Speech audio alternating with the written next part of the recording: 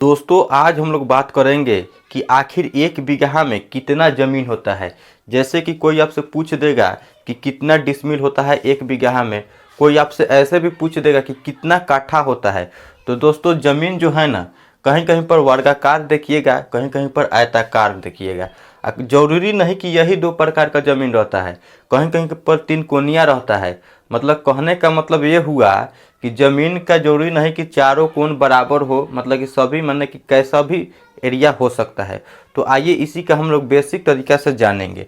दोस्तों वर्गाकार का मतलब होता है सभी भुजा बराबर होना चाहिए।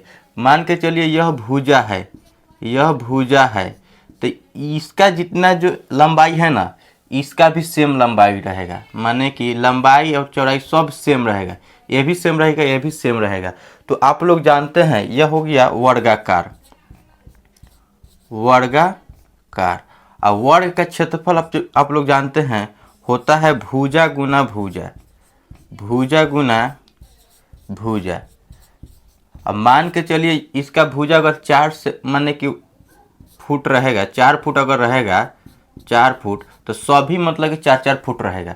तो आप लोग जानते हैं तो भुजा माने कि यह हो जाएगा भुजा स्क्वायर, यानी कि 4 के स्क्वायर कीजिएगा तो आपका आ जाएगा 4 चौका 16 वर्ग फुट हो जाएगा, यानी कि वर्ग फुट। अब देखिए दोस्तों, वर्ग फुट और फुट में अंतर मैं बताता हूँ। अगर कोई आपसे बोले कि 5 फुट, 5 फुट का मतलब हुआ कि यह आपका लाइन हो जो हुआ ना 5 फुट का हुआ। अगर यही आपसे ऐसे कोई बोलेगा 5 वर्ग फुट, तो वर्ग फुट का मतलब हुआ कि इधर भी 5 फुट और इधर भी 5 फुट, मतलब कि यह अब एरिया बन गया, मतलब कि यह 5 वर्ग फुट का एरिया बन गया।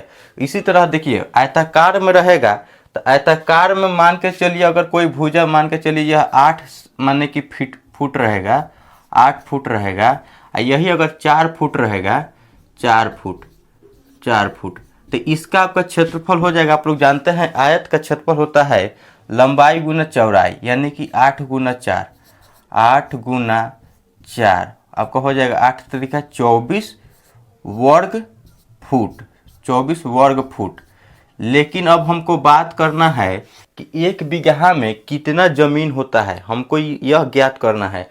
तो दोस्तों बात किया जाए यानी कि वर्ग फुट में, स्क्वायर फुट में, तो उस स्क्वायर फुट अगर जमीन वर्गाकार रहेगा तो भुजा का लंबाई हो जाएगा 165 माने कि फुट, 165 फुट रहेगा।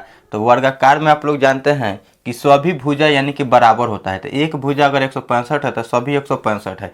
आप लोग जानते हैं वर्ग का क्षेत्रफल होता है भुजा स्क्वायर, तो यानी कि आपका हो जाएगा 165 का स्क्वायर, 165 है ना, हो गया 165 का स्क्वायर कीजिएगा तो आपका आ जाएगा 27,225 वर्ग फुट, 27,225 वर्ग फुट। मतलब कि आपका एक बीघा जमीन में 27,225 वर्ग फुट जमीन होता है। अगर जमीन आयताकार रहेगा तो इसको कैसे निकालेंगे? तो मान के चलिए अगर जमीन का यानी कि चौड़ाई, आयताकार जमीन रहेगा, आयताकार जमीन का चौड़ाई मान के चलिए अगर 75 फुट अगर चौड़ाई आपका हो जाता है, तो हमको एरिया निकालने के लिए लंबाई चौड़ाई दोनों मालूम रहना चाहिए। तो चौड़ाई हमको मालूम है 75 फुट, तो हमको लंबाई निकालने के लिए टोटल एरिया होता है एक बीघा में 27,225, तो 27,225 में 27,225 में 75 से भाग लगाइएगा तो आपका लंबाई निकल कर आ जाएगा 363 फुट, यानी कि आपका आ जाएगा लंबाई 363 फुट।